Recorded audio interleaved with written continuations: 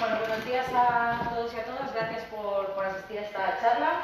Hoy, como comentábamos, vamos a hablar de los niños con alta sensibilidad, que es un perfil que se da en un gran porcentaje dentro de los niños con altas capacidades y que muchas veces no está del todo explicado o profundizado y puede llevar, digamos, a dificultades dentro de la crianza y la educación de estos niños.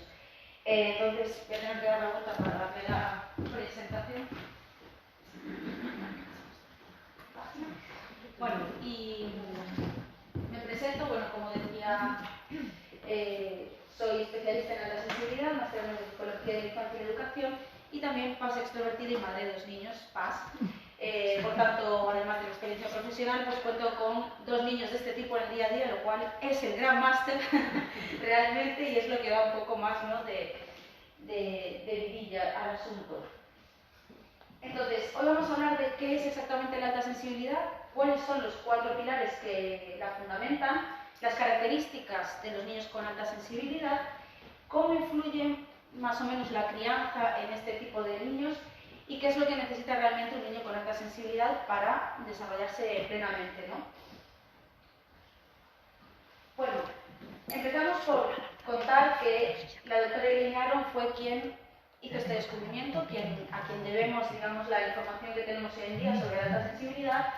En los 90 empezó estudiando lo que ella creía que era la introversión, un poco por comprenderse también ella misma, y se dio cuenta de que había algo más, que no solo había introversión, sino que se daban una serie de características similares dentro de los individuos que formaron parte de su estudio, y acabó dando con la alta sensibilidad. El nombre que ella le ha dado en inglés es a lo mejor un poco más, yo creo que más adecuado para el rasgo, porque la traducción sería más bien alta sensitividad, ¿no?, de procesamiento más que sensibilidad, que es una palabra que en español tiene pues como una connotación ligada a la vulnerabilidad, a la debilidad, a ser frágil y no necesariamente la sensibilidad significa eso, ¿no? También cabe mencionar que Karina Serges de Bale fue quien introdujo el rasgo en España y gracias a ella hoy en día pues sabemos de toda esta información aquí en España. Además ha sido la presidenta de APASE, que es la Asociación de Personas con Alta Sensibilidad en España. Hoy en día ya es presidenta honorífica porque se ha retirado, ¿vale? Entonces, bueno, mencionando a las personas principales, vamos a entrar en los 4 pilares de la alta sensibilidad, que son los que tenemos que tener en cuenta para saber si un niño es PAS o no. Si bien es cierto que hay test en internet, en distintas webs, avalados, y de hecho la propia doctora Elaine Aron ha creado su test, al final de lo que se trata, más allá de las preguntas del test, es de comprobar si la persona, en este caso los niños, cumple con estos 4 pilares. ¿Cuáles son? Bien, el primero pone 4 pilares DAS porque vienen del inglés de Deep Processing, Overwhelming, Empathy and Sensory, ¿vale? Que quiere decir procesamiento profundo de la información, saturación por exceso de estímulos, intensidad emocional y empática y percepción de información sensorial sutil. ¿Qué quiere decir esto?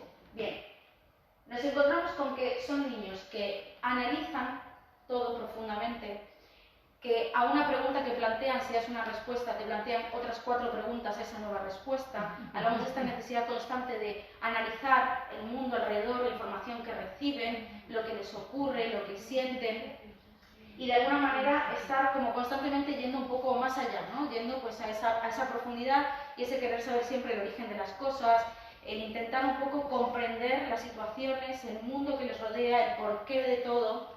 Y de hecho, muy difícilmente un niño con alta sensibilidad y altas capacidades se va a conformar un porque sí o porque esto es así, o siempre van a ir más allá, ¿no?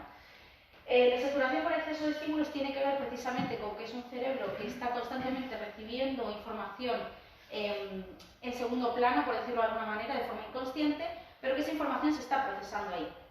Si a eso le sumamos la intensidad emocional, es decir, que todo el abanico de emociones que puede sentir un niño con alta sensibilidad es ampliada y, digamos, en triple intensidad, tenemos que muchas veces está esa saturación, en los niños introvertidos tienden a cerrarse y los niños extrovertidos a esta frase común de está pasado de vueltas, ¿no? De que al final están como muy acelerados y no consiguen encontrar su equilibrio y su calma otra vez. Y dentro de la percepción, o sea, dentro de la intensidad emocional, vemos, como os decía, que la alegría es euforia, que el enfado es una ira brutal, que todo el abanico de emociones que hay un niño con alta sensibilidad es muy intenso. De hecho, cuando son muy chiquititos podemos ver que a veces cuando sienten algo, pues porque están contentos porque va a ser su cumple o algo, podemos ver como incluso físicamente están intentando, ¿no? Sostener un poco toda esa emoción que desborda y que parece que se les fuera a salir del cuerpo. Esto se da también en los adultos. Lo que ocurre es que los adultos, evidentemente, se supone que tenemos una gestión de esta información y de estas emociones, que no siempre es la adecuada, que es lo que nos ayuda un poco a mantener como mínimo la compostura de cara afuera. Pero los niños, pues evidentemente, lo expresan todo tal cual lo viven y lo sienten. Y la percepción sensorial de información sutil tiene que ver con que a un niño con alta sensibilidad no se le va a escapar si te has depilado las cejas, si te cambiaste el marco de las gafas, si la abuela, desde el portal, la abuela hoy ha cocinado guiso. Toda esta información que viene desde los sentidos, tanto a nivel visual, táctil, olfativo, gustativo y auditivo, está ampliada, está muy amplificada. Siempre va a haber niños que sean más de tacto, más de olfato, más de oído, bueno, pues cada uno lo va a expresar de una manera, ¿no? Pero si sumamos toda esta información y vemos que todo esto que se vive, se siente y se percibe tiene como un nivel de, digamos, de amplificación tan grande, nos encontramos con que los niños están, tal y como vivimos el día, constantemente hiperestimulados, porque la vida va muy rápido, porque todos los entornos son hiperestimulantes, porque de alguna manera hemos perdido un poco, ¿no? Quizá la conexión con una vida un poquito más slow, ¿no? Ya empezamos por la mañana con prisa para ir al cole, llegan al cole ya detectados si la profe hoy tiene un tono de voz distinto, si está un poco más enfadada, si el compañero al lado parece triste, si el aula huele a, yo qué sé. Todo este tipo de cosas están ahí en segundo plano constantemente siendo procesadas, no siempre siendo integradas, que es lo que puede generar que evidentemente el niño pues cada X tenga un poco esta sensación de pecar, ¿no? Por decirlo así. La alta sensibilidad es un rasgo de personalidad y es neutral. ¿Qué queremos decir con esto? Que ni es bueno, ni es malo, ni es maravilloso, ni es horrible. Simplemente que según cómo gestionemos esto que forma parte de nosotros, lo vamos a vivir mejor, peor, de una manera más positiva, menos positiva. No es un trastorno, no es una enfermedad, no es algo a tratar, ni es algo a diagnosticar. ¿Por qué hacemos hincapié en este tipo de palabras? Pues precisamente porque de lo que hablamos es de una detección, porque de la misma manera que las altas capacidades tampoco son un trastorno y no hay que diagnosticarlas, sino detectarlas y a partir de ahí trabajar con ellas, con alta sensibilidad pasa lo mismo. Por eso no lo vamos a encontrar en el DSM-5, pues porque no es un trastorno, porque no es algo que hay que curar, no es algo que hay que medicar, no es algo que necesitemos que venga un neurólogo a decir esto es así, así, así, o el niño tiene esto. Podemos hacer esa detección básicamente porque con toda la información que tenemos hoy en día podemos ver si nuestros hijos cumplen, ¿no? Un poco pues, con esos parámetros.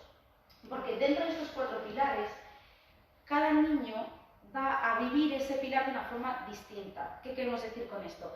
Habrá niños que determinados estímulos sensoriales los tengan integrados y, por ejemplo, los utilicen en su favor como una habilidad, digamos, pues eso, llegar a casa y darnos cuenta de lo que va a haber para comer. Hay niños que lo van a vivir como algo negativo, todos los olores les van a resultar desagradables, les va a molestar, dependiendo de cómo gestionen o de cómo acompañemos, pues esa información puede pasar sin más o puede generar dificultades, ¿no? En el día a día.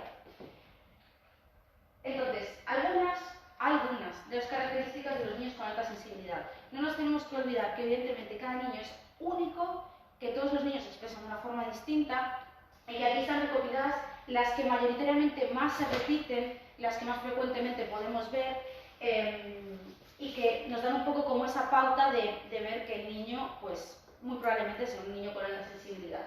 Son niños que suelen llorar o disgustarse con facilidad, no todos ni en todo momento, ¿no? Pero que sí que es verdad que muchas veces se utilizan pues esos términos, es un quejica, es un llorica, es que lloras por todo, o que lloran como intensamente. Cuando lloran es como muy intenso, es una angustia muy grande y se me acaba el mundo, ¿no?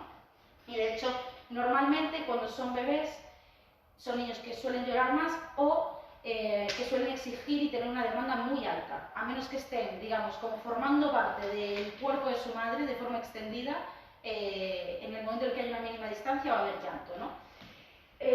Suelen ser súper perfeccionistas y meticulosos. ¿Por qué? Pues porque al final están percibiendo aquellos pequeños detallitos que los demás más no ven, entonces como lo perciben, les cuesta mucho dejarlos pasar, ¿no? De hecho, por ejemplo, en la hoja anterior, que estaban esos circulitos, nos podría contar el tiempo que estuve cuadrándolos milimétricamente para que la distancia entre cada uno de ellos fuera la misma. Son esas cositas que a lo mejor a otras personas les parece que están bien, que todo está escalonado, pero hay 1 milímetro de diferencia y el niño lo ve. O quiere hacer una torre de manera concreta y a lo mejor tiene una idea mental y cuando lo va a llevar a la práctica el resultado no es tan ajustado como lo que ellos esperaban y tenemos frustración, ¿no? Y ese perfeccionismo de si no me sale perfecto no lo hago, o prefiero no hacer algo por no equivocarme, ¿no? Porque están viendo más allá, ¿no? Las posibilidades, están viendo que si se equivocan a lo mejor otra persona piensa que no son tan buenos. Todo este tipo de análisis está ahí efervesciendo en su cabeza de forma constante.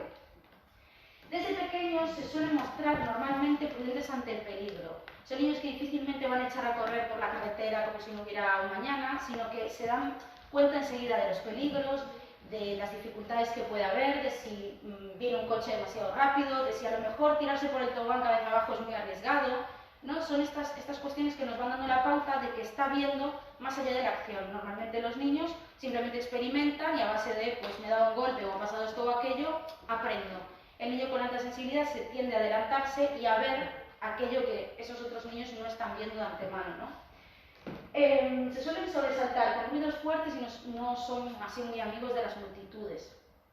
Básicamente porque es mucha información, cuanta más gente hay, más ruido hay, pues más posibilidades de sentirnos un poco agobiados, ¿no? Bien es cierto que hay muchos niños que se van adaptando muy fácilmente y integran estas cosas y se abstraen. Entonces, como se abstraen, dejan como de ser tan conscientes de esa multitud y más o menos pueden estar tranquilos. Pero hay otros a los que les resulta muy difícil y entonces pues se escapan un poco a los grupos de gente grandes, se tapan los oídos o pues a lo mejor si hay eso, volumen fuerte en la música. Ahora a lo mejor si ellos deciden qué música poner o qué están viendo en la tele, probablemente toleren volúmenes más altos porque son ellos los que están al mando de qué volumen toleran y qué volumen no. Entonces estas cosas muchas veces generan un poco de, quizá de confusión en los padres porque dicen, bueno, pero es que si pone el volumen él, sí que lo tolera muy alto, pero si lo ponemos nosotros le parece mal. Pues lo mismo que si tú estás escuchando la canción que te apasiona y la pones a toda mecha y a lo mejor te ponen otra que no aguantas y te molesta el volumen. Luego, como os comentaba antes, notan cambios sutiles en el aspecto, cortes de pelo, cambios, ¿no? En la disposición de las cosas, si un cuadrito está un poco más torcido, si todo este tipo de información la detectan muy fácilmente.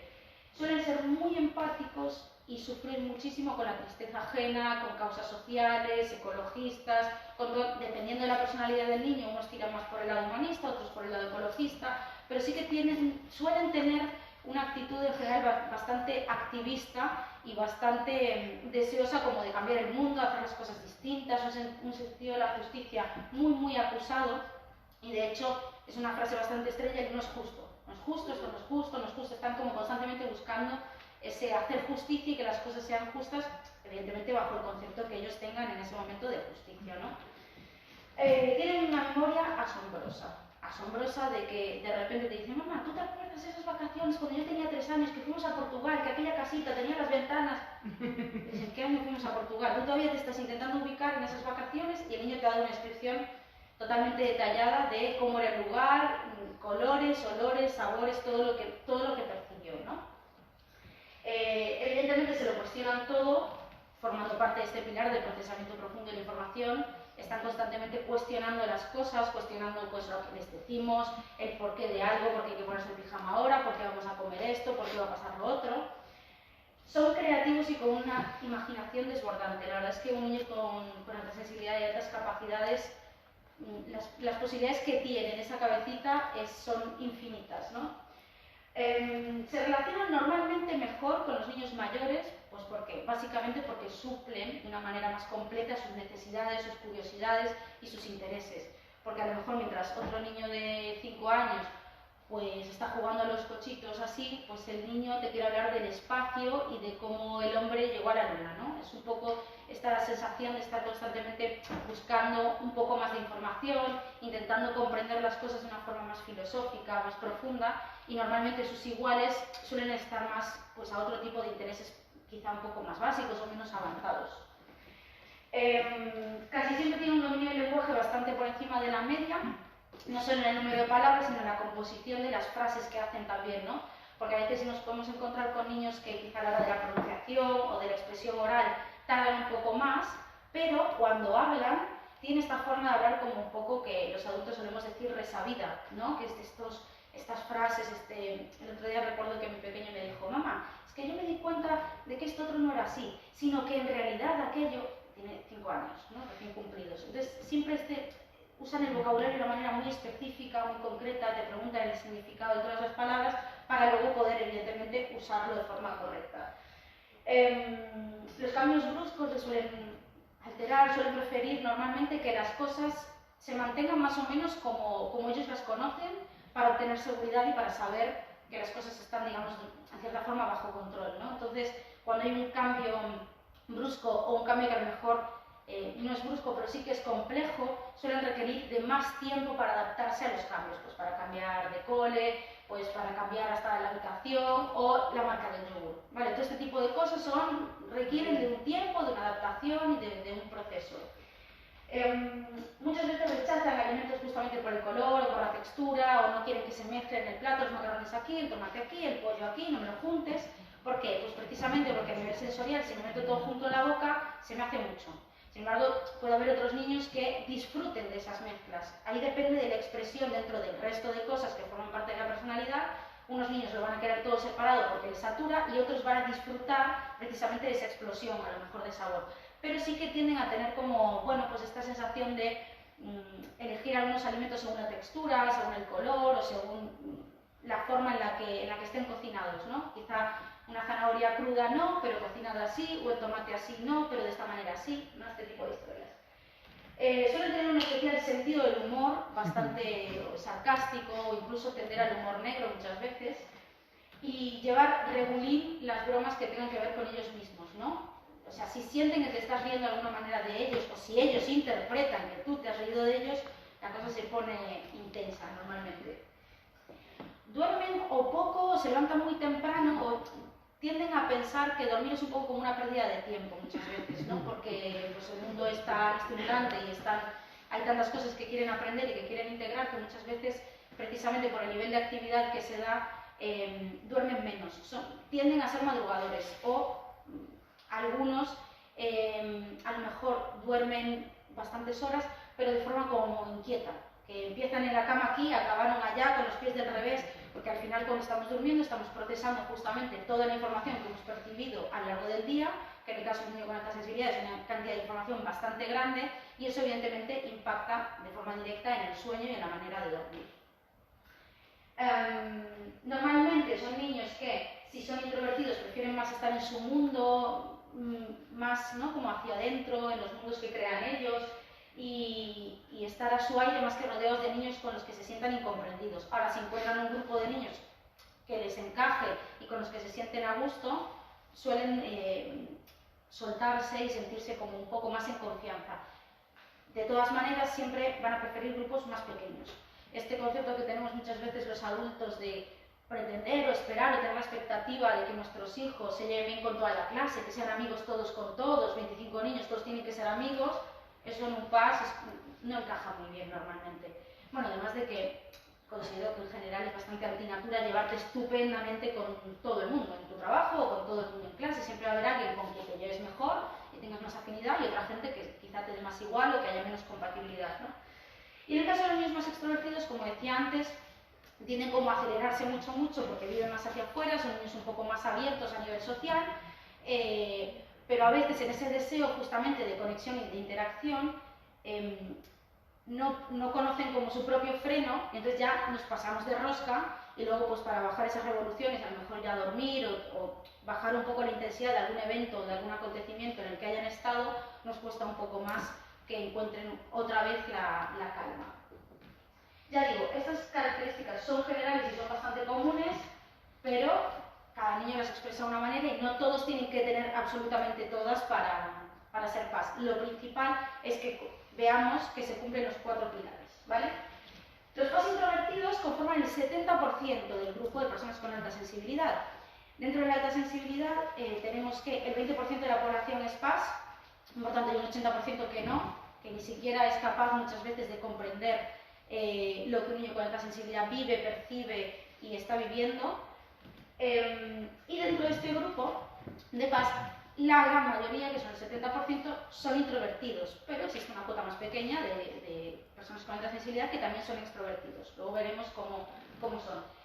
Los introvertidos suelen preferir estar con uno o dos amigos, tener un mundo interior pues, más rico, y se suelen recargar más del hecho de pues, estar en casa, pues, a lo mejor con sus construcciones, con sus lecturas, con sus investigaciones sobre el tema que les interese, obteniendo pues, esa energía y esa recarga y ese volver desde estar con ellos mismos, desde estar en la tranquilidad y como mucho con uno o dos amigos en los momentos en los que desean compartir, ¿no?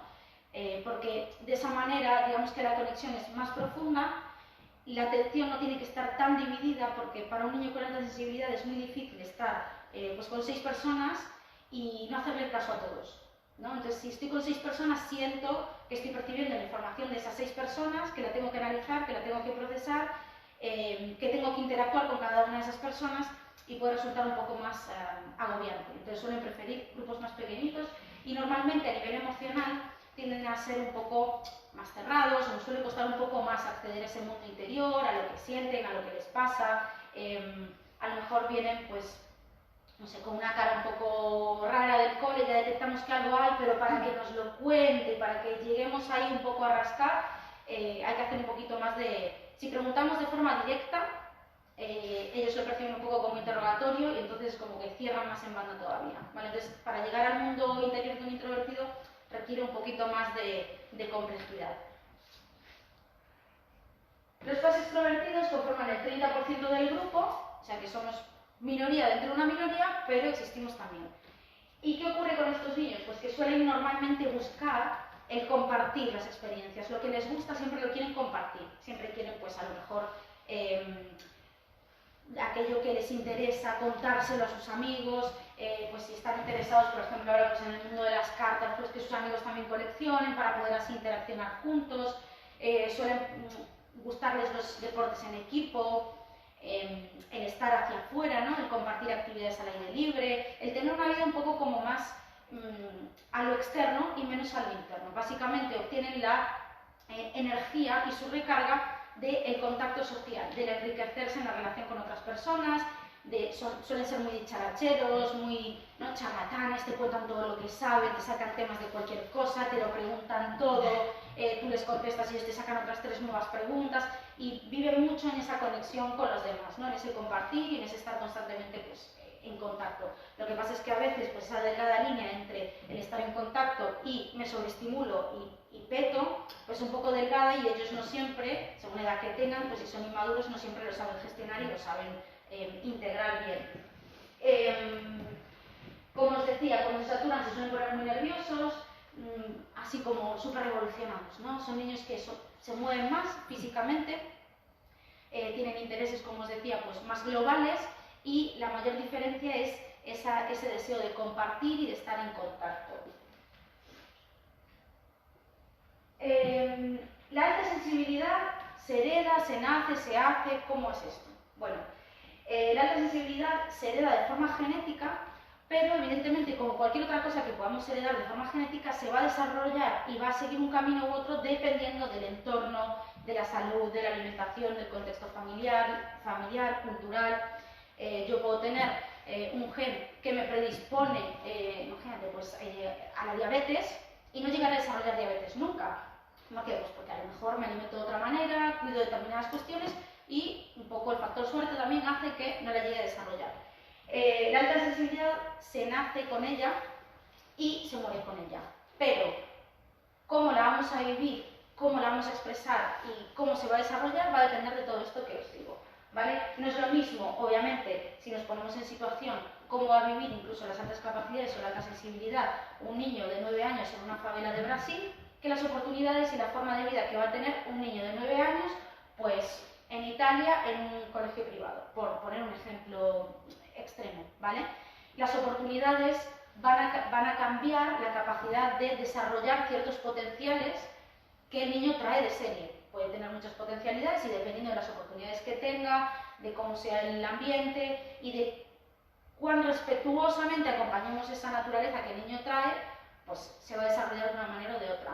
De hecho, hay muchos niños con alta sensibilidad que a lo mejor tienen un apego inseguro, que han tenido una infancia con traumas o que han tenido una infancia, bueno, pues que no ha sido lo más ideal posible, tienden a desarrollar un poco lo que se conoce más como hipersensibilidad, en el que llega un punto que todo genera malestar, que todo molesta, que todo es, de alguna manera nos acerca más al malestar que al vivir la vida, ¿no? Pues con todas las variantes que nos puede ofrecer la alta sensibilidad.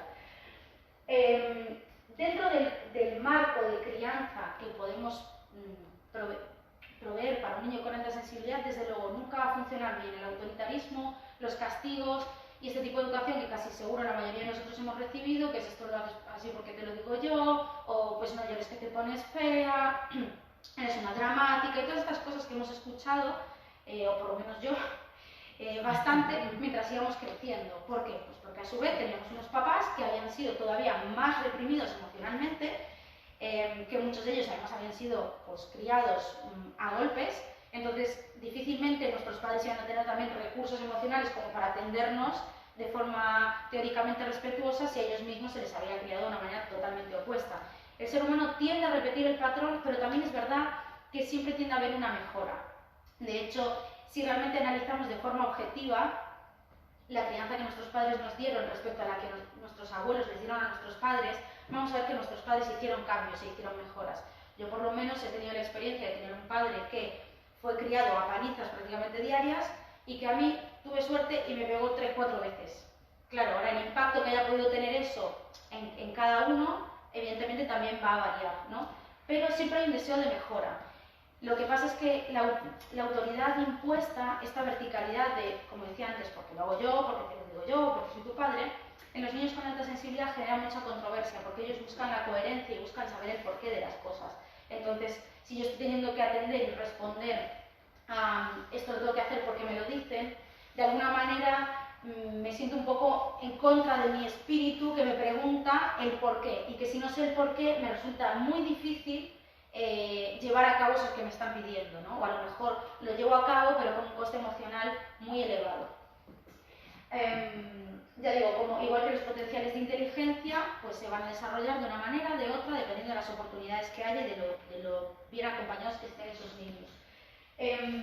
Los niños necesitan comprender, ¿no?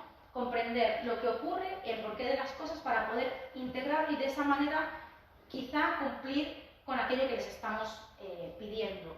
Si les vamos a llevar al médico y no les explicamos por qué, ni qué va a pasar, les decimos, no te va a doler, tal, el niño luego experimenta que aquello le ha dolido, y hay una falta de confianza y volvemos otra vez a esa ruptura dentro del contexto que queremos crear dentro de la crianza para que el niño confíe en nosotros, para que el niño se sienta seguro, y normalmente lo que suelen recibir es que como hacen tantas preguntas, es todo tan intenso, llega un punto en el que en general los padres pues estamos más cansados, y a veces nos gustaría que simplemente dijeran, vale mamá, si tú me lo dices, pues guay. Y no suele ser así. Normalmente, por mucho que tú les hayas demostrado muchas veces que pueden confiar en ti, el porqué de las cosas, les expliques todo, te tomes el tiempo y te tomes la paciencia, ¿no? Como para estar ahí acompañando esos procesos, independientemente de eso, como su set de respuestas no acaba nunca, pues cuando tú más les das, pues ellos más piden. Dicen, oye, si puedo tener 100, ¿por qué me voy a quedar con 50? Pues pido otros 100. Y si tuve 100, pues a lo mejor si pido más, pues otro poco más. Y así constantemente. Entonces, es necesario que los niños con alta sensibilidad y altas capacidades tengan una estructura, porque es lo que les aporta seguridad. Es decir, saber lo que va a pasar, saber lo que puede ocurrir según cómo se comporten o qué es lo que esperamos de ellos, para de esa manera poder tomar sus decisiones de una forma más consciente y un poco más ajustada a que la convivencia familiar fluya un poquito mejor, ¿no? Pero difícilmente un niño con alta sensibilidad y altas capacidades simplemente va a obedecer y ya está, porque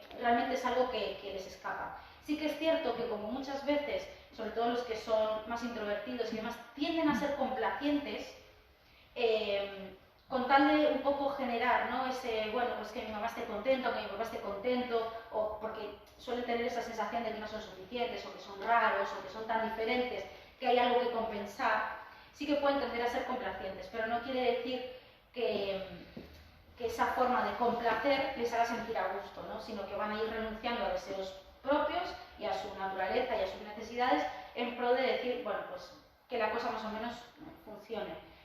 Muchas veces, como el miedo tiene un impacto bastante grande, si tienen miedo de nosotros o miedo de lo que pueda pasar, pues porque les hemos amenazado, porque les hemos castigado, o porque a lo mejor no solo nosotros, sino los profesores en el colegio, porque oye, nosotros hacemos una parte, pero los niños salen al mundo y están en contacto con muchas más realidades, y a veces, aunque no queramos, pues en el cole les castigan o les amenazan constantemente para conseguir un comportamiento determinado, y eso al final hace que el niño se comporte desde el miedo y de esa manera también tenga una sensación quizá mucho más agobiante o mucho más estresante, que le esté generando cortisol durante mucho más tiempo al día de lo que debería, ¿vale? Entonces suelen estar como más en alarma, más irritables y de forma más que a la defensiva, que a lo primero que va a pasar van a saltar.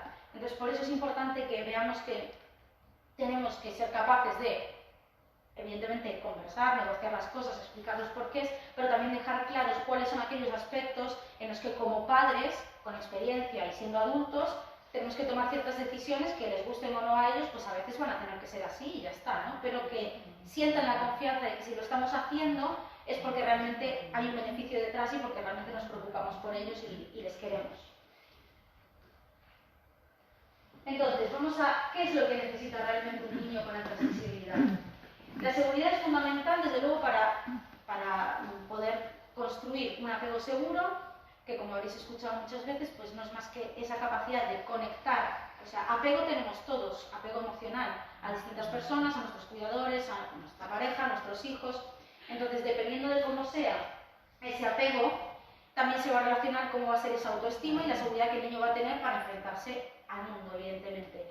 El apego seguro se basa, lógicamente, en poder tener esa confianza con nuestro cuidador y ese papel, un poco que tenemos que hacer nosotros, de acompañantes en el proceso de descubrimiento de la vida que está haciendo ese niño.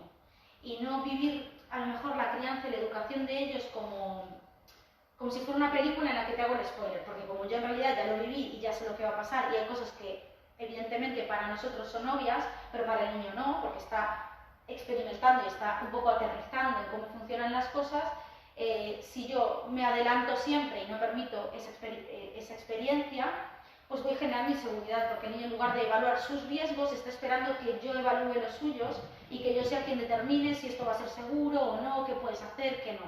Entonces, nuestro papel en ese punto de vista es estar ahí, acompañar, ofrecer seguridad y, en un momento de total emergencia, evidentemente, poder rescatar, pero no que sea la dinámica habitual, ¿no? Que es que ese vaso se te va a caer, ¿no? Es que esto otro va a pasar, sino permitir un poco que esa experiencia sea segura, creando un ambiente preparado.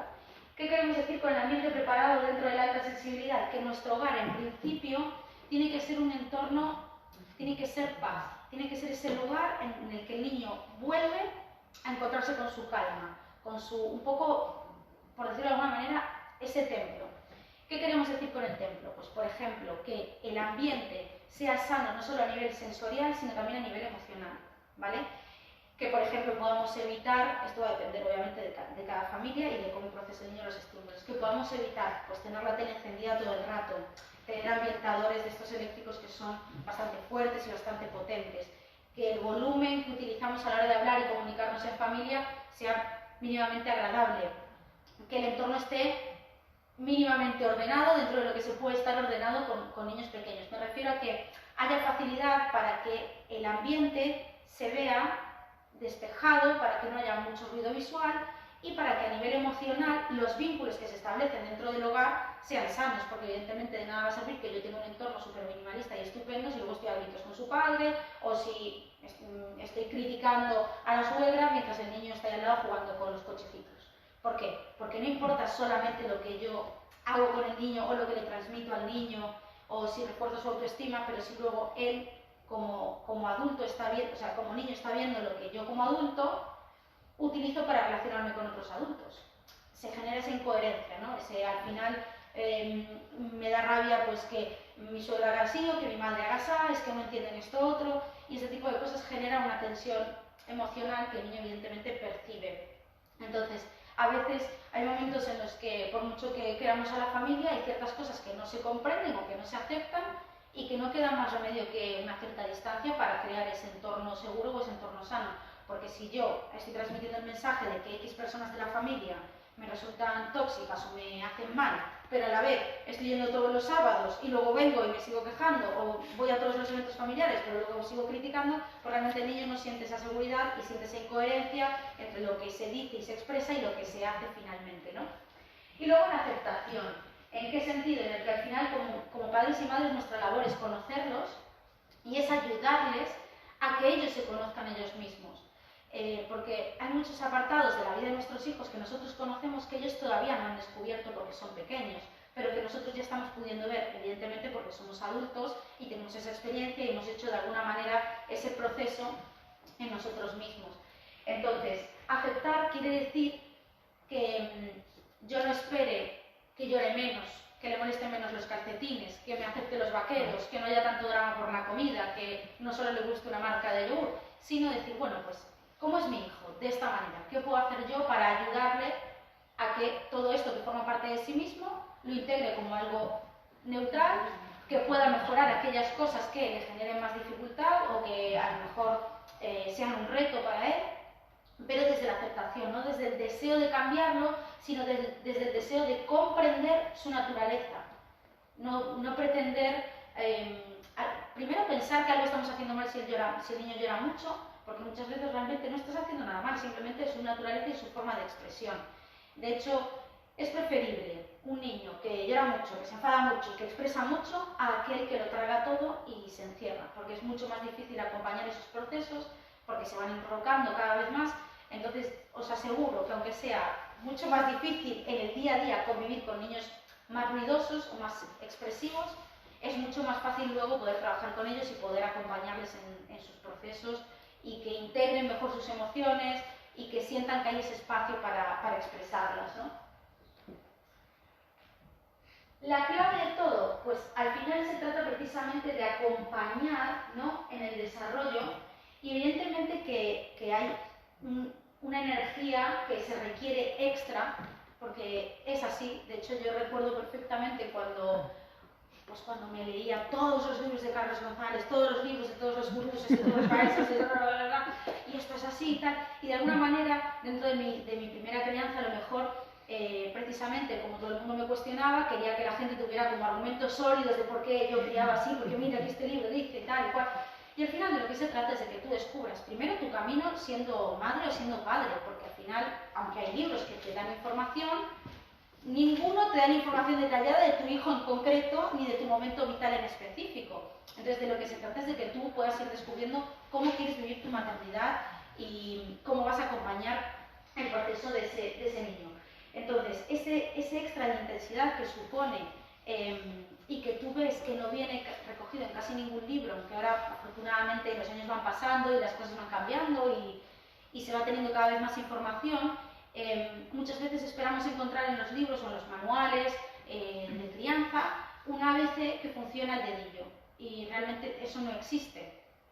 Lo que sí existe y funciona el dedillo es lo que normalmente nuestros hijos nos van expresando, nos van comunicando, y lo que vemos si realmente miramos desde la profundidad en sus ojos, es decir, ver lo que necesitan. Tú puedes tener varios hijos que están hechos del mismo material genético en teoría y que cada uno es distinto, cada uno tiene unas necesidades, cada uno las expresa de una manera, y evidentemente cosas que te han funcionado con el primero, con el segundo no van, o cosas que te funcionan con el segundo, con el primero no, y a veces el mayor es un poco más inmaduro y el pequeño resulta que es más maduro que el mayor, y entonces tienes que hacer como el papel de con este tomar medidas como si fuera el hermano pequeño, aunque ha nacido primero.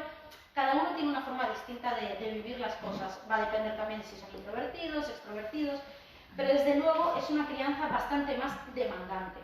Yo el otro día, pues estaba en redes sociales buscando material y demás, y me salió un vídeo de una mujer, no sé si era psicóloga o qué función cumplía, pero era un perfil de estos de niños de ahora o algo así que se llama, que pues da como tips, ¿no?, de crianza respetuosa y tal. Y la mujer decía 3 cosas que yo no les digo a mis hijos y tal. A ver qué son esas 3 cosas, ¿no? Entonces, una de ellas, que fue así como la que más me impactó, es: yo no le digo no llores, tal, que está muy bien. Y entonces te decía qué es lo que ella hacía, ¿no? ¿Y qué es lo que ella hacía? Ella decía: ven cariño, pues aquí tienes mi hombro, puedes llorar todo lo que quieras. Yo le digo a mi hija, tú puedes llorar todo lo que quieras, hasta el 2023 va a estar llorando, pero infinitamente. Lo hice, de hecho, en su día, cuando era muy pequeña, y nada, tú puedes llorar, pues por supuesto, pero claro, los niños con alta sensibilidad que viven tan intensamente, si tú les dices, nada, barra libre, vamos, te puedes ir escuchando gritos del niño hasta mañana. Entonces, a veces eso impacta porque dices, ostras, ¿ves? Pues lo he hecho mal, porque yo a los 15 minutos, hombre, ya se me liberan un poco los ovarios, yo, bueno, ya está, yo ya te he ofrecido esto, esto y esto, para solucionarlo no te viene nada bien, y al final te quemas porque tú lo que estás queriendo es que el niño deje de llorar, porque además que un niño llore realmente es muy incómodo. Ahora, ¿qué es lo que realmente queremos? Lo que queremos es que el niño sienta que tiene el espacio para expresarse emocionalmente. Si es un llanto de 5 minutos, pues un llanto de 5 minutos. Si es uno de 10, pues vamos acompañando. Pero, evidentemente, el llanto es una herramienta de comunicación que cuando son muy pequeños es la única que hay y cuando van creciendo van apareciendo otras. Entonces, sí que podemos decir, bueno, cariño, yo creo que ahora a lo mejor podemos hablar un poquito. ¿Qué te parece si tomas un vasito de agua? Muchas veces el hecho de tragar hace que el cerebro reptiliano, que está ahí en modo colapso, sienta que ya no hay peligro y disminuye un poco esa sensación de agobio y de alerta en la que está el niño cuando está llorando tan intensamente, ¿no? De hecho, muchas veces con los niños con alta sensibilidad vamos a ver que a lo mejor se dan un golpecito de nada y es un llanto descomunal. Y ahora ven un poco de sangre y oye, súper enteros. Yo por lo menos con mi hija es así. Y entonces, ¿por qué es? Porque a lo mejor lo que a ti te parece están llorando por nada, están llorando porque se han sentido ridículos con ese golpe y les ha parecido como tan pequeño que tiene que parecer como que es más grande para ellos sentirse menos ridículos, menos torpes, o sea, siempre hay algo detrás que leer. En cambio, si yo me doy un golpe y veo sangre ahí, pues porque me ha raspado y me he pelado toda la rodilla y digo, ah, es lo suficientemente importante, pues, qué fuerte soy. Y entonces muestro toda la entereza que tengo, ¿no? Y luego siempre va a haber personajillos que son un poquito más dramáticos porque nos mola el drama en la vida, eso es así. Y no está mal tampoco, lo que está mal y lo que no va a aportar nada positivo es que le transmitamos al niño esa idea de eres una dramática o eres un dramático como todo lo exageras porque sí, ¿vale? Es decir, yo valoro, digamos, hago la escala de por qué cosas está bien llorar, más o menos cuánto hay que llorar por cada cosa, y de hecho tendemos a decirles a los niños que las cosas no son para tanto, bueno, hombre, pero tampoco, pues, te doy yo este otro juguete, no pasa nada porque tu hermano te lo haya quitado, ¿no? Bueno, pues a lo mejor él en ese momento no se quería esperar, o sí, no le estaba haciendo caso al juguete, pero ahora que su hermano le ha tocado, pues resulta que se da cuenta de lo importante que es para él ese juguete, y a lo mejor en ese llanto lo que hay detrás es una acumulación.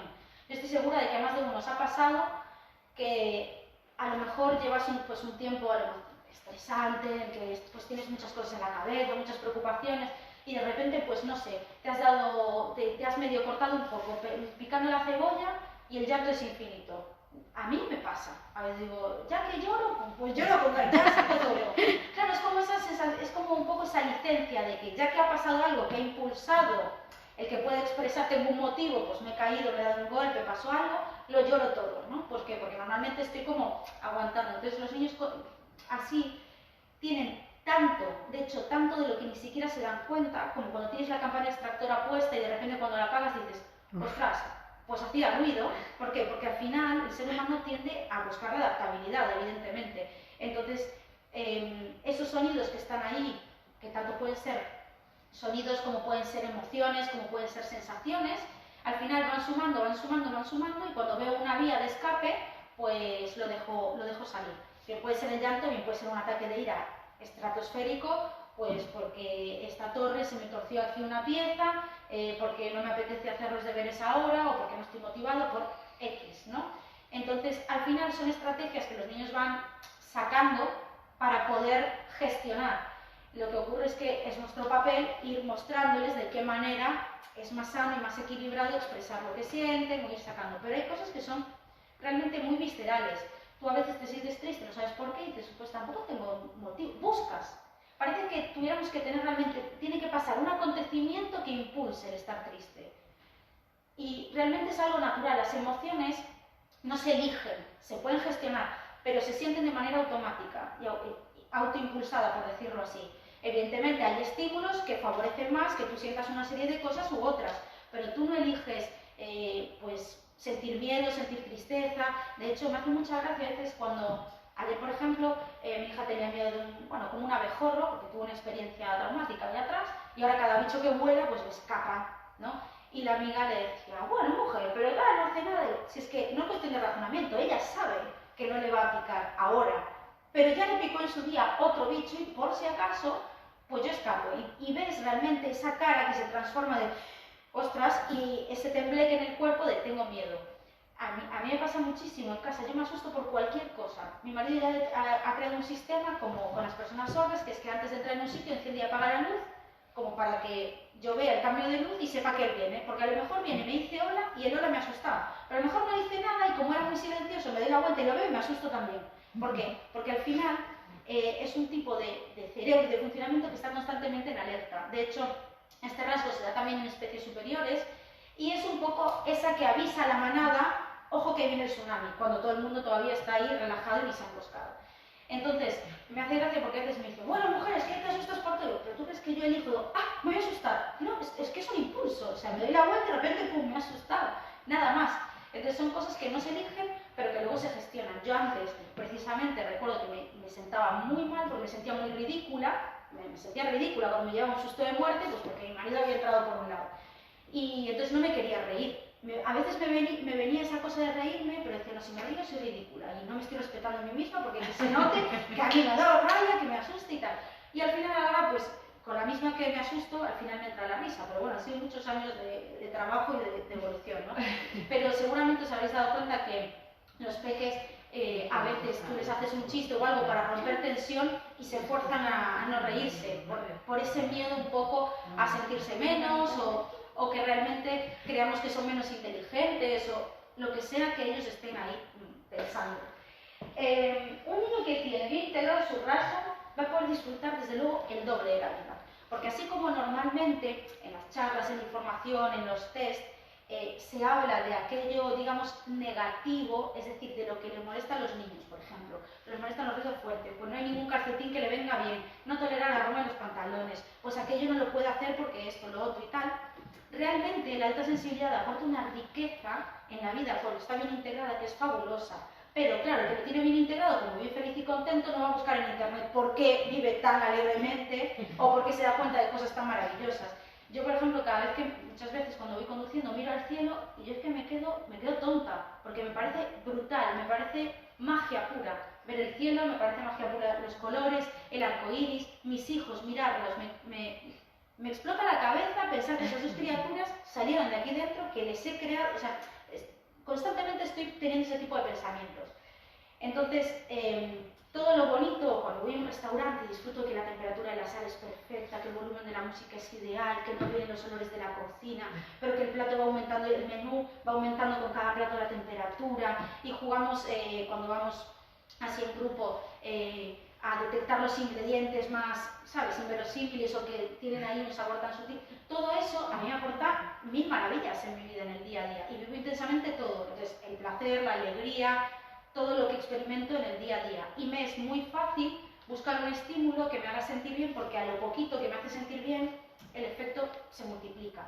Entonces, con esto quiero decir que a veces hay cosas que parece que no nos dan del todo la pauta de que el niño pueda ser paz.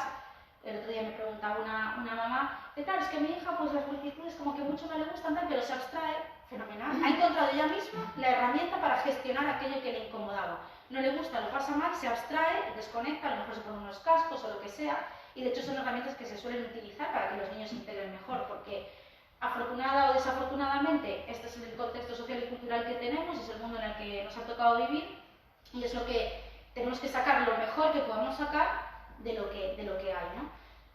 Entonces, la idea es que ayudemos a nuestros hijos a integrar eso y a ver los beneficios de ser como son. Y, hombre, evidentemente, hay días, todos tenemos días en los que nos gustaría sentir menos, preocuparnos menos, pensar menos y vivir menos intensamente, porque al final, pues una preocupación se convierte en el triple, ves una noticia y ya te quedas fastidiado todo el día, y encima en los tiempos que estamos viviendo ahora mismo, en el que, bueno, pues nuestra vida se ha visto cambiada completamente y estamos muy supeditados a factores externos para llevar a cabo cualquier mínima actividad, al final eso va haciendo un poco de mella, ¿no?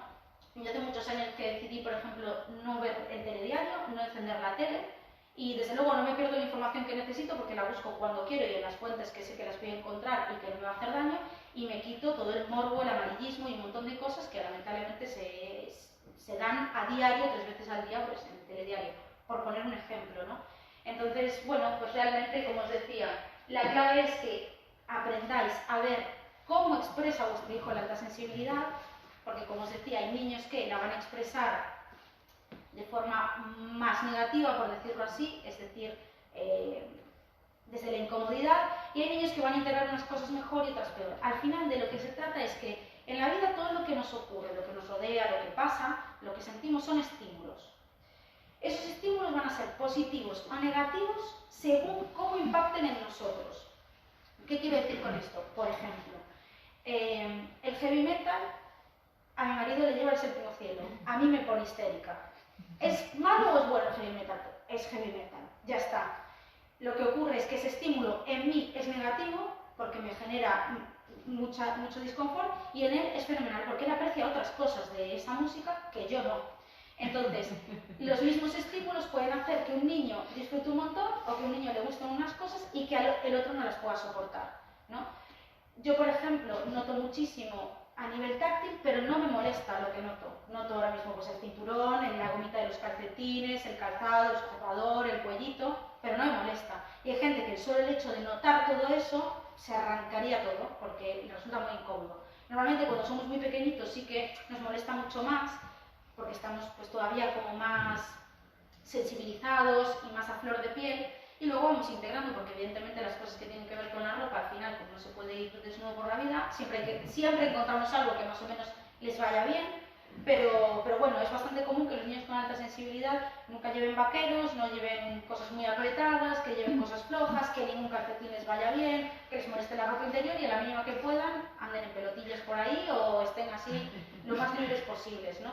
Entonces, bueno, de lo que se trata es que veáis cómo se expresan esos 4 pilares en vuestros hijos. En unos niños se puede expresar siendo, como os decía al principio, súper ecologistas y muy conscientes del medio ambiente y que te lo hagan reciclar todo y te arrastren ahí, ¿no?, como de ese mundo. Y en otros niños esa empatía se puede expresar preocupándose por los demás, queriendo pues, hacer cosas por el resto de personas, que les preocupen los animalitos, que bueno, un poco cada uno según cómo encaje la alta sensibilidad con el resto de sectores que tienen que ver con su personalidad, porque esto no es una caja estanca en la que aquí acaba la alta sensibilidad, aquí empieza.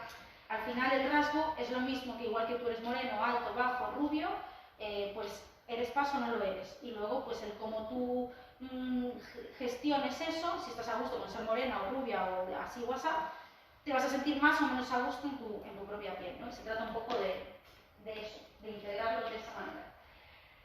Como digo, ser paz no se puede elegir, pero sí el cómo vivirlo.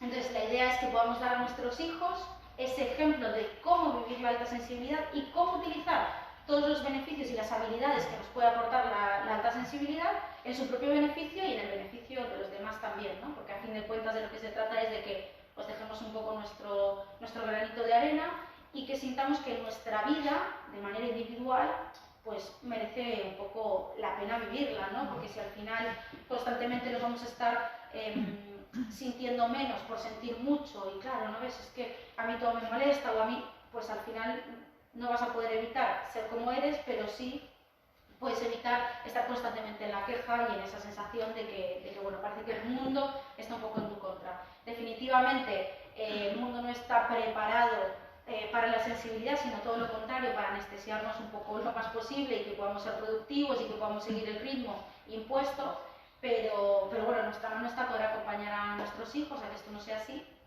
y que desde luego vivan la alta sensibilidad de la manera más bonita posible.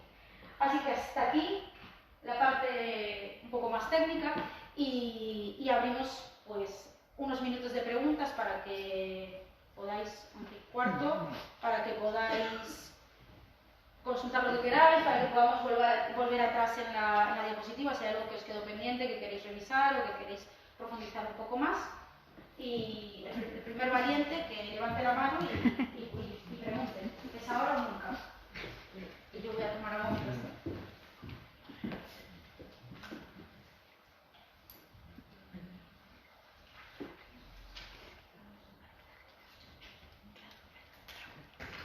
quiero que haya alguien que tenga el valor de, no me dejéis quedar mal, porque después de todo lo que he hablado, ahora me dicen, no, nada, quedó todo tan claro que mi pregunta es terminada. Dime. A ver, yo me identifico yo con todo esto, no estoy diagnosticada de FAS, pero que sí, que soy, vamos. Y mi hijo, tal cual. ¿Cómo puedo saber si es FAS o no? Ya lo sabes. Te lo acabas de decir a ti misma. A ver, yo lo voy a identificar con todo lo que acabas de decir. Pues ya está.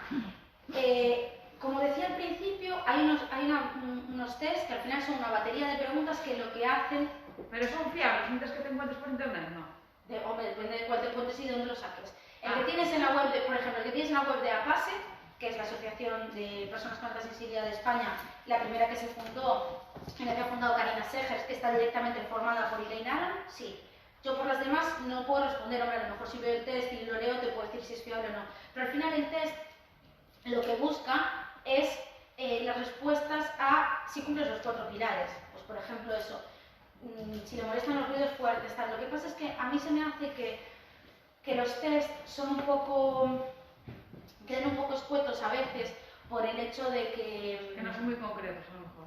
No, que hacen preguntas a lo mejor muy específicas, imagínate. Pues normalmente les molestan mucho los ruidos fuertes. Hay niños con alta sensibilidad que no les molestan los ruidos fuertes, pero que en la parte sensorial son mucho más olfativos o son mucho más táctiles, ¿no? Y entonces a lo mejor no es que le molesten los olores, todo lo contrario, los disfruta, o a lo mejor te cuenta, te relaciona recuerdos con olores.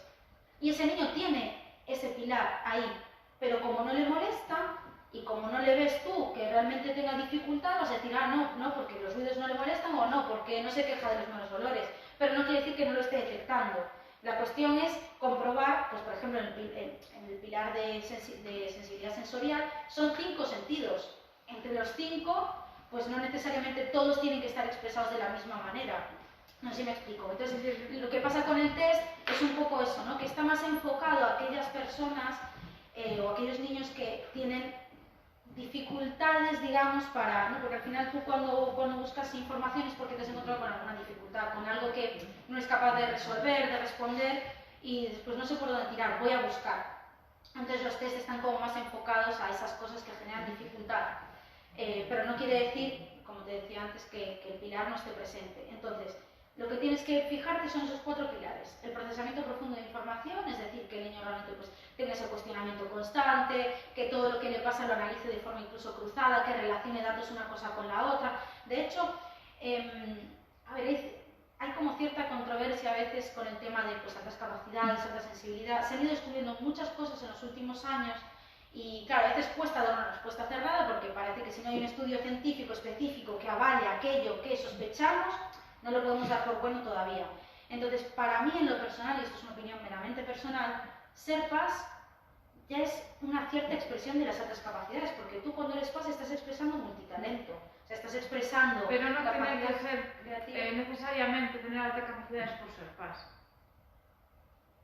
¿No? Mira, el porcentaje de personas con alta sensibilidad es un 20% de la población, y evidentemente el porcentaje de personas con altas capacidades es más pequeño, pero yo creo que también en cierta medida es más pequeño porque todavía estamos reevaluando nuevos modelos de inteligencia, porque antes ser altas capacidades o ser superdotado era tener un rendimiento excelente y destacar en todas las áreas. Ahora hemos visto que hay modelos de inteligencias múltiples, que hay un montón de formas de expresar esa inteligencia y que las altas capacidades son mucho más amplias. Entonces, yo si analizo realmente la estructura de la alta sensibilidad, yo veo altas capacidades. Social, habilidad de inteligencia interpersonal e intrapersonal, veo creatividad, veo talento musical, veo un montonazo de cosas. Sí. Pero no necesariamente están ligadas a un rendimiento académico superior o a unas notas excelentes o una persona que, ¿sabes? Hay gente que puede tener muchos talentos, pero no ser absolutamente destacable y el mejor en el campo en algo específico. Claro, igual eso se ve a lo mejor en niveles más altos, porque por ejemplo un niño que tiene 3 años todavía no, el rendimiento académico no es muy valorable. Claro, a menos que sea un niño que eso, por ejemplo, con 3 años ya te está haciendo multiplicaciones, claro, ahí dices tú, pues este niño pues evidentemente... No, a ver, pero él con 3 años cuenta solamente en inglés inglés, hasta 50 en español, o sea, tiene una obsesión por los números y las letras o sea, y los idiomas. A ver, ahora mezcla mucho porque es pequeño, pero igual está. La C de gato es de K, Claro. ¿sabes? Sí, la U de paraguas es umbrella, ¿sabes? Claro. Entonces está como descubriendo, pero Claro. es un poco obsesivo, la verdad, con números y No, letras. no, es interés intenso en un tema. Lo que pasa es que parece que eso, que si de repente tienen una racha en la que solo les interesa algo, muchas veces nos da la sensación de que se van a perder intereses en otras áreas. Sí. ¿Sabes? Los niños van por etapas y evidentemente a veces tienen una etapa porque lo que necesitan es como exprimir totalmente la materia y una vez que ya lo aprendí todo, lo que yo creo que es aprenderlo todo, imagínate, pues sobre los números, puedo pasar a otra cosa, pero lo tengo que exprimir primero, no me puedo quedar a medias solo del 1 al 5. Porque, que a ver, en 3 años, pues a lo mejor del 1 al 50 él ya cree que ha descubierto todos los números. Entonces, a lo que voy es que esos intereses, normalmente hasta que el niño no siente que ha ido a lo profundo y a lo más pequeño y lo ha descubierto todo, pues está ahí enfrascado. Pero no es malo, de hecho, muchas veces, por ejemplo, se tiene también esta creencia de cuando los niños se obsesionan con los videojuegos, parece que los videojuegos o todo lo que tenga relación con la tecnología, Satanás, y entonces pues es una obsesión y no quiere otras cosas. No, depende. A muchos padres no les importaría que sus hijos se obsesionaran con leer y que leyeran un montón de horas al día. Y nadie les pondría límite de, si es para leer, puedes leer 17 horas al día. Claro, pero ahora, pues si va a leer 17 horas al día y no va a salir nunca a la calle, pues tampoco es plan. Pero si tiene una obsesión con algo, es mejor dejarlo que se desquite hasta que se canse. Claro. Porque yo intento meterle otro juego por el medio, para No, ver si porque, ¿sabes? No. Pero eso con... Bueno, primero que tiene 3 años, es súper chiquitito. Y segundo, que si realmente ese es su interés, al final metiendo más cosas, o sea, realmente lo único que haces es desenfocar la atención. No, pero es que no quiere. Claro, pues entonces estás perdiendo tiempo tú, nada más. Nada más, porque al final si no quiere y no consigues meter ningún otro tema, no quiere decir que el niño solo vaya a saber los números, evidentemente lo va incorporando mucho. ¿Sabes? Lo que tú dices de leer, él lee muchísimo, o sea, lee cuentos, no, pero se fija en cada página, en el mínimo detalle de, pues tiene aquí una... Ni siquiera es que se fije, lo percibe, él abre la página y ya lo ha visto. Sí, no, yo no lo cuento, me cuenta él a mí, ¿sabes? Sí, se dan cuenta de todos esos detalles y toda esa información. Oria, ¿tres que habéis levantado la mano? Un pouco enlazando además co que di ela, ¿no? Porque de feito, eu teño fillos a 10 anos, con 7 anos na escola me instalaron por primeira vez o tema das altas capacidades, pero moito antes, cando era un recién nacido, pues moitas das cousas que te dixetes que iso vas a facer bien, e entón me pregunto, o tema da alta sensibilidade incluso nos pode dar a primeira clave de que o noso neno que ten esas diferente. Exactamente, porque, bueno, me acuerdo na casa de Roma decíamos que era un mouche, porque... ¿Qué era? Y como un búho, ¿no? Porque, los ojos me ven. Muchísimo, me filho, tardó muchísimo en falar, tardó muchísimo en ser expresivo, pero era solo ojos, y todo el tiempo como un periscopio. O sea, mi madre no decía era imposible dormirlo, porque era muy horizontal, quería estar en vertical con un periscopio todo el día, ¿no? Sí. De hecho, una cosa bastante común, que a ver, ya digo, se cumple 100%, cada ser humano es diferente, ¿no? Pero es bastante común que los niños con alta sensibilidad y altas capacidades nazcan y te miren ya directamente a los ojos. Y mis hijos nunca se pusieron bizcos, jamás, siempre miraron directo como aquí estoy y cuidado que vengo arrasando con horas, o sea, fue nacer, bueno, la niña no, pues porque fue una cesárea, entonces, bueno, pues tardó más tiempo porque estaba más dormidita y tal, pero en el momento en el que, digamos, despertó finalmente, te miraba a los ojos directamente y de hecho seguían las cosas con la mirada, cuando es un hito que en teoría se empieza a desarrollar a partir del mes y pico, que de hecho dejan de cruzar un poquito más los ojos y enfocan más la vista. Entonces sí, son niños que normalmente miran muy intensamente, que parece que están en el mundo y están ahí y se están enterando de lo que pasa. De hecho yo siempre he planteado, ¿no? Con el tema de, por ejemplo, pues eso, ¿no? El parto respetuoso y este tipo de experiencias, tú imagínate lo que tiene que ser nacer para un bebé con alta sensibilidad, porque ya esa alta sensibilidad está ahí desde el útero materno, y llegar, nacer, digamos, en un quirófano, en una sala de partos, con pues 3, 4 personas, cada uno con sus voces, cuando solo conocen la de mamá, con una temperatura en general bastante fría, con una luz blanca ahí que es potente, que afortunadamente pues esas cosas están cambiando, pero la experiencia tiene que ser un shock bastante interesante, del que no nos acordamos, pero que muchos de nosotros desde luego hemos vivido. Y yo me acuerdo que mi madre siempre decía, nada, tú tenías mucha hambre, porque llorabas y llorabas hasta...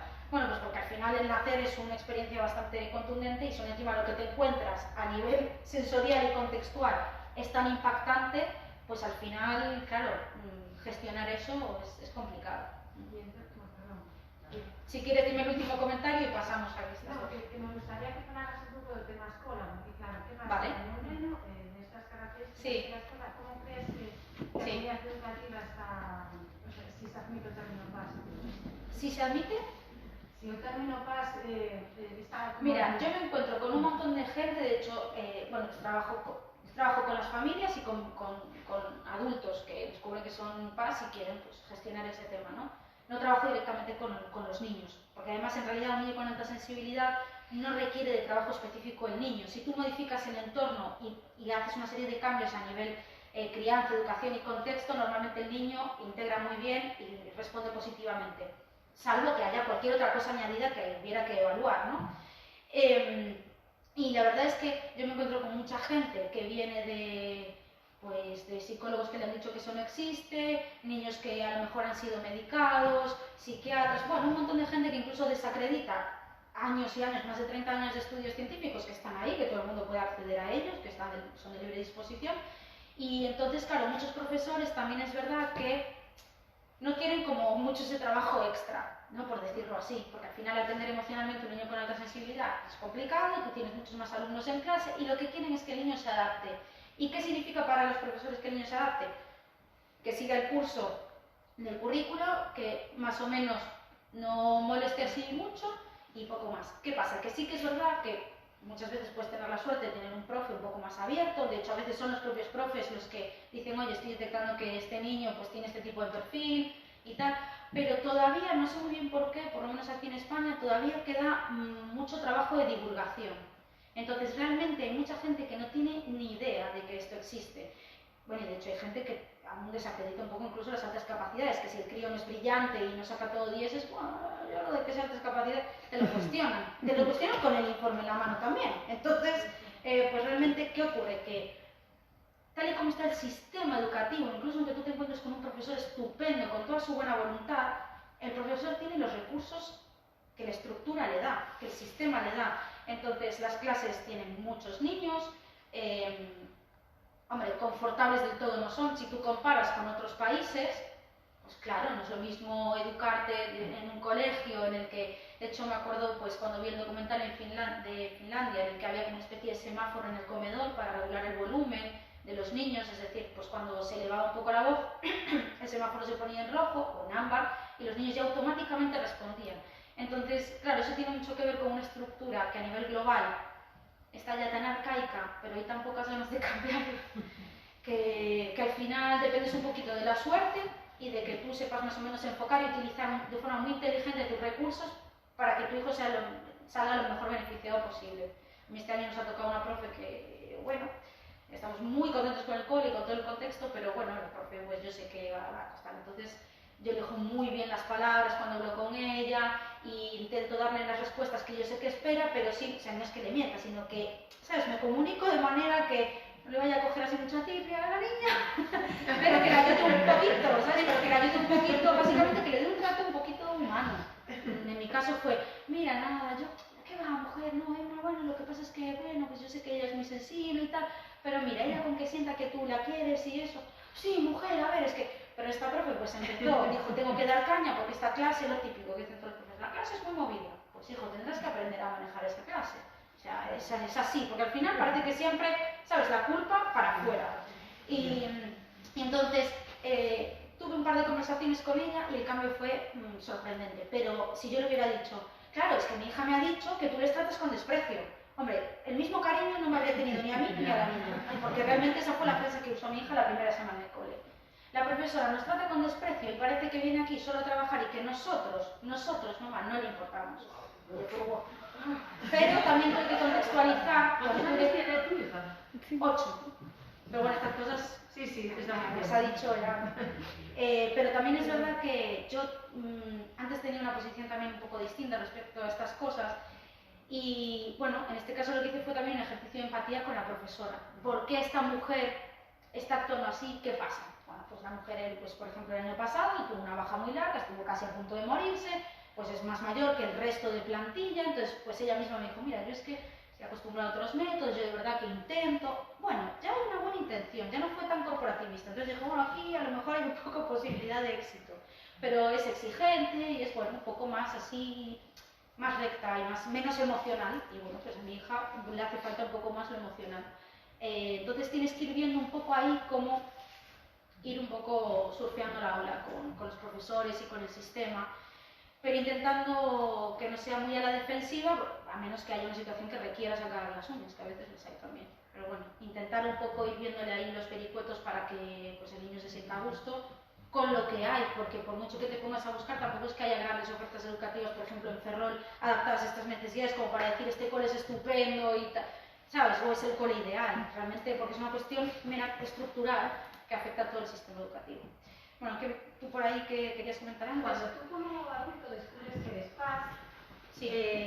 Y claro, tus hijos te están viendo, y tienes uno de esos ataques de blum, blum, blum, blum, que tu cerebro, esos intensos que decías antes, ¿qué consejo nos podrías dar como padres para frenar cuando estás en ese bucle de me ha sucedido esto y empiezas blum, blum, blum, blum, blum, blum, blum, y no eres capaz a veces de frenar ese cerebro?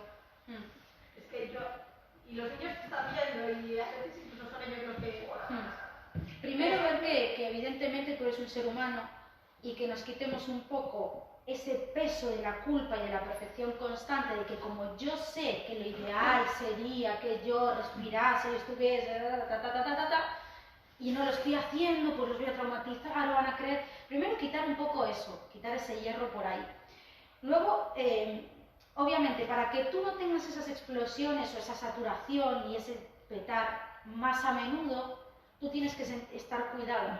¿Qué quiere decir? Pues que atiendas realmente tus necesidades emocionales, psicológicas, físicas, de todo tipo. Y muchas veces, sobre todo pues las madres, desplazamos nuestras necesidades para atenderlas de los niños, porque bueno, ya tendré tiempo para mí, o nos conformamos con las migajas de lo que arañamos por ahí, y a lo mejor el autocuidado es comerte un mordisco de chocolate a escondidas en la despensa.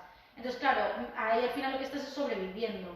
Cuando tú te sientes a gusto con tu vida, estás centrada, sientes que tus necesidades están cubiertas, tienes un espacio individual para ti, más allá de tu maternidad, disfrutas de tu maternidad y las cosas más o menos están con sus altos y sus bajos, que la vida siempre los tiene, es mucho menos probable que tú petes. Pero si a lo mejor tienes un trabajo muy estresante, muy exigente, eres la que se tiene que hacer cargo de todo en casa, estás corre, vas a petar, o sea, es que es inevitable. Entonces, es importante que tus hijos sepan cómo tú funcionas también, y que sepan también tu ciclicidad, porque eso es un temazo también, ¿no? Que las hormonas hacen sus cosas y que no tenemos el mismo humor a lo largo de todo el mes. Entonces, realmente explicarles que tú, pues como mamá y como adulta, también estás aprendiendo, que estás intentando darles el mejor ejemplo posible y que a veces te equivocas, pero que siempre sigues intentando volver a mejorar.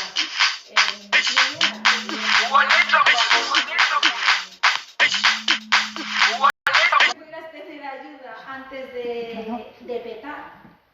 ¿Sabes qué? Si tú detectas, siempre hay síntomas. Por ejemplo, muchas veces se puede notar antes de ese petar, pues que notas que se te acelera bastante el corazón, notas ahí pues el cerebro, pum, pum, pum, pum, pum, pum, las manos que a lo mejor te empiezan a sudar, te estás notando que, ¿sabes? Eso pide papas. Entonces, cuando tú empiezas a notar esas primeras señales, lo ideal sería que pudieras tener un espacio de te retiras, viene el papá, la abuela, el tío, el primo, alguien que se encargue en ese momento, o les dices, niños, me tengo que ir un momento porque necesito respirar, descansar, lo que sea. No pasa nada, si quieren a su lado igual, pues poquito a poco irán integrando y comprendiendo que a veces mamá necesita su espacio para poder justamente sentirse mejor y maternar mejor también. Pero sobre todo quitarse la exigencia de creer que vamos a poder ser capaces de llegar a un punto en el que ya seamos como la madre ideal de en el que nunca nos porque realmente forma parte de la naturaleza de de ese rasgo y forma parte de lo humano equivocarnos, enfadarnos, tener un momento de desborde. El mejor ejemplo para mí es eso, que ellos te vean cuidarte y que te vean como mínimo intentarlo, que ya lo están viendo. Y que tú no te enfoques en ese sentido, tanto en el ahora, que evidentemente que hay que vivir el presente, sino en que eso que están viendo ahora es lo que ellos de alguna manera van a poder ir repitiendo cuando sean más mayores. Entonces, quitar presiones, que ya bastante complicada es la vida y bastante estresante, como para que uno encima no te vayas a poder ni permitir pues, tener un ataque en un momento dado. Obviamente después, lo ideal sería que se lo expliques, qué es lo que te ha pasado, o yo estos días y atrás les dije, no me tengáis en cuenta, estoy premenstrual, no es personal, me caéis mal en este momento del mes, todos los meses, pero nada más. Y eso les quita mucha culpa, porque sí que es verdad que los niños cuando te ven a ti mal o te ven nervioso, porque además lo detectan, incluso aunque tú mantengas la compostura, se van a culpar a ellos. Ellos siempre creen que si pasa algo es porque ellos han hecho algo mal, o se van a poner en el peor escenario. Un día, una vez que ellos vieron un desacuerdo entre sus padres, o sea, entre mi marido y yo, ellos estaban allí, y fue un desacuerdo, no fue tampoco, claro, como nunca nos han visto discutir ni nada por el estilo, pues por esta así, pues tía, ay, me dio una pena tan grande, digo, no, hija mía, las relaciones se construyen y tal, y a veces los adultos también estamos en desacuerdo, y ya está, y luego pues se hablan las cosas, se intentan solucionar y punto pelota, no tiene más historia, no estás de acuerdo todo el rato en todo.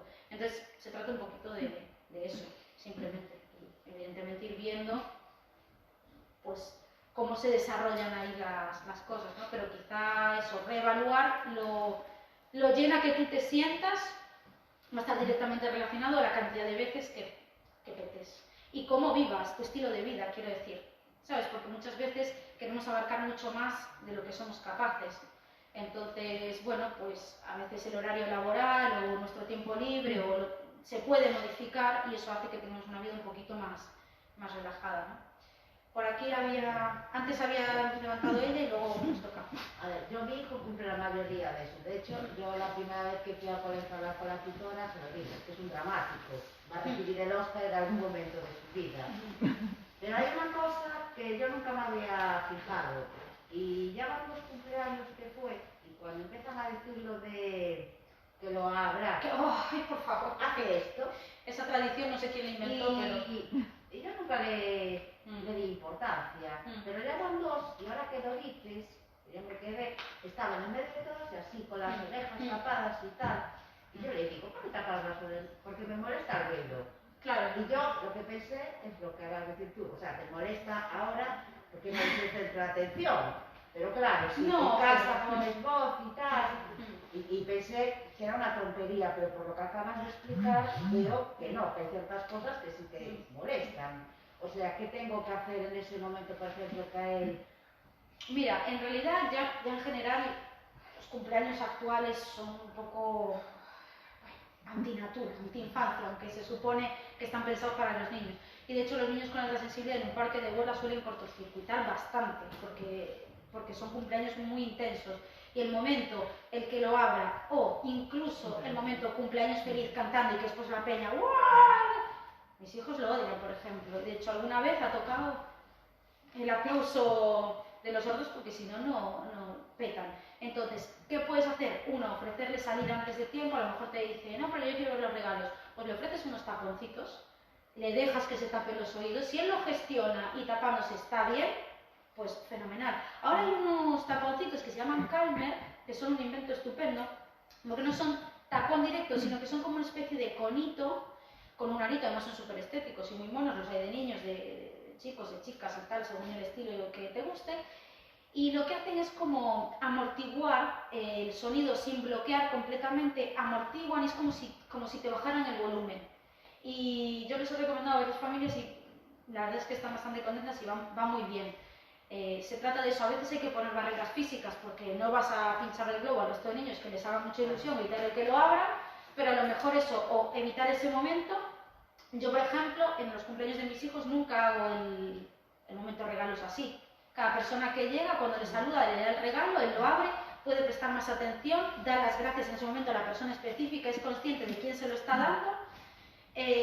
y no es una turulla. Claro, es que al final sentarte ahí en un trono mientras te pasan paquetes, que además les abres el papel, pero ni puedes jugar, ni puedes, o sea, ¿sabes? Es un pase simplemente, es muy estresante. Entonces, cuando son los cumpleaños de ellos, yo, por ejemplo, lo hago así y nos funciona muy bien. Y este año, por casualidades de la vida, coincidió hacerlo todo junto porque la gente me los fue apartando allí en una esquina y se vivió un poco el momento que lo abra.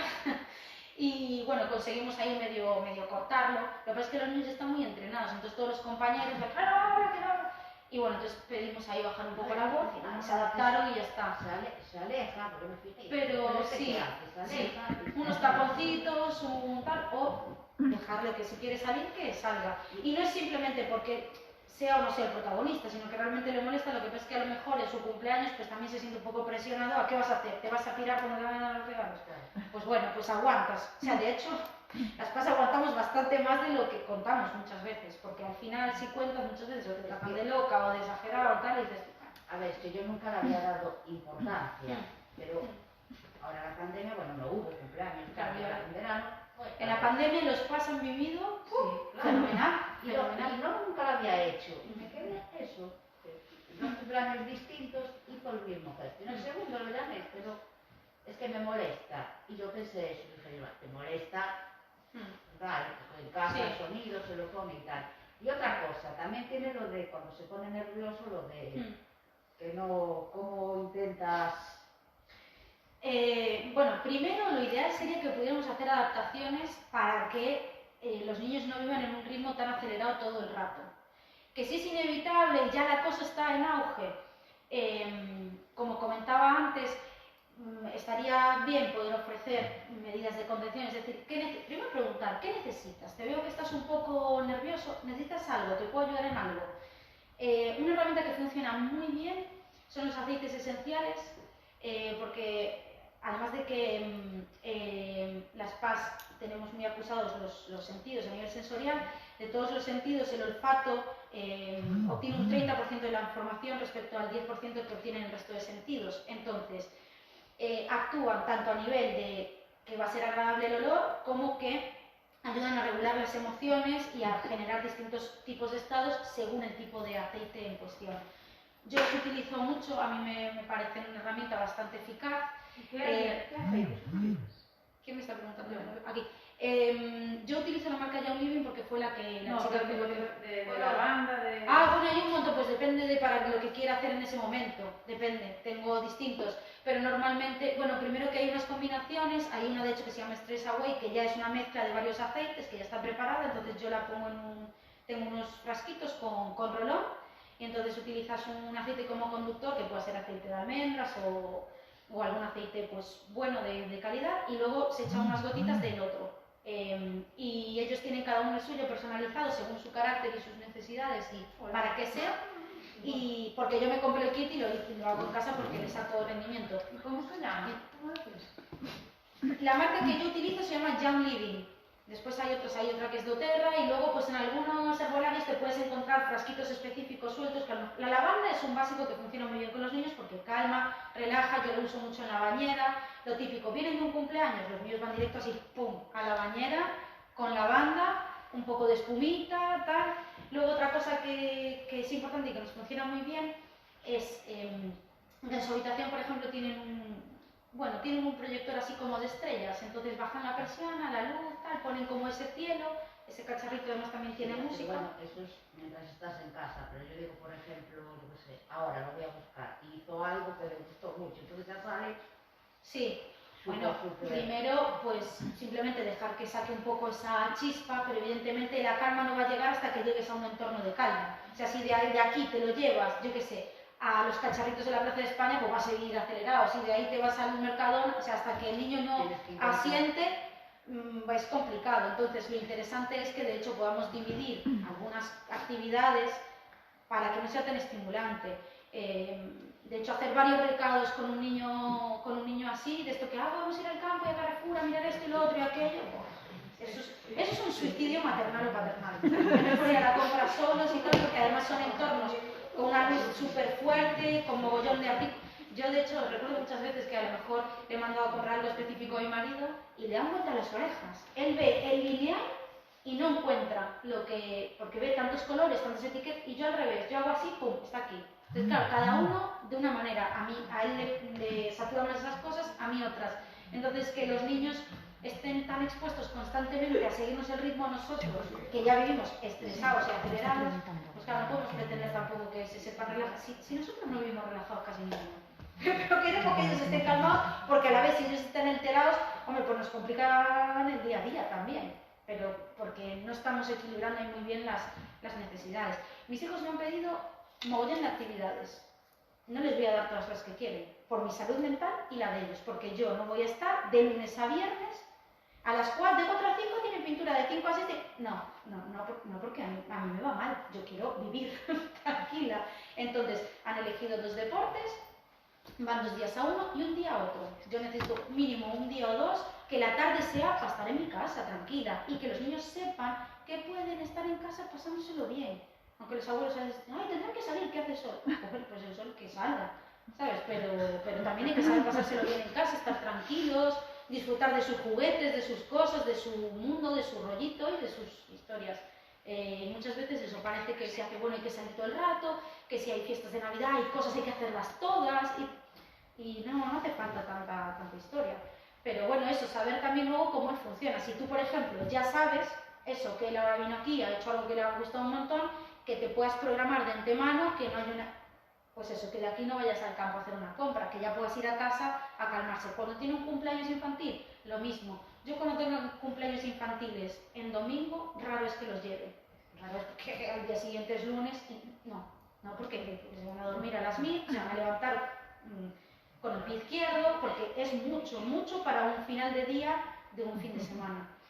Tiene su precio, tiene sus cosas, pero bueno, claro, ahí cada uno elige el precio que paga un poco por cada cosa. A veces es pues una mala cara porque le dices a un familiar que no vas a ir a algo, depende. Dime, que ya se nos acabó el tiempo. A ver, dame una última. Pues sí, la última.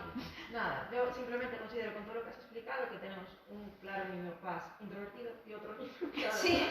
extrovertido. Entonces un poco, a la hora de gestionar los conflictos, porque el mayor introvertido peta y se encierra mucho en sí mismo, no permite que estés cerca, ni que le hables, ni que le tal. Y el pequeño extrovertido necesita mostrarle su afecto con un abrazo, con tal, peta porque no lo puede hacer, porque no lo quiere, nada, simplemente saber un poco ahí como... Y Claro, perdona, y a esto súmale que a lo mejor hay 2 padres que posiblemente sean Que padres. de algún lado sacaban los niños. Es que ahí hay un... ¿Cómo Los está? adultos nos resulta más difícil porque como hemos sido educados de otra manera, hemos puesto también muchas capas para, ¿sabes? Para, de hecho, quitar esa sensibilidad. Entonces, muchas veces lo vemos súper fácil con los niños porque son más pequeños, más naturales, y a nosotros nos cuesta más. ¿Cómo hacer? El primero requiere de muchísima paciencia, de mucho diálogo. ¿Qué edades tienen? Así de 3 y 6. Bueno, primero que el mayor pueda tener espacios individuales, ¿no? Que también trabajemos mucho en explicarle que la forma que tiene su hermano de expresar el cariño, pues a veces es con un abrazo y tal, y que a lo mejor se puedan pactar los momentos de expresión, por decirlo así. Enseñarle al pequeño también a expresar el cariño de otras maneras, como por ejemplo, pues a veces cuando haces un dibujo para alguien estás mostrando cariño. A veces, precisamente, no dar un abrazo a alguien es mostrarle que le quieres, porque aunque tienes muchas ganas de darle ese abrazo, sabes que le va a incomodar o que no le apetece y no se lo das. Entonces, esto requiere también de mucha diplomacia y de mucho buscar el equilibrio entre los dos.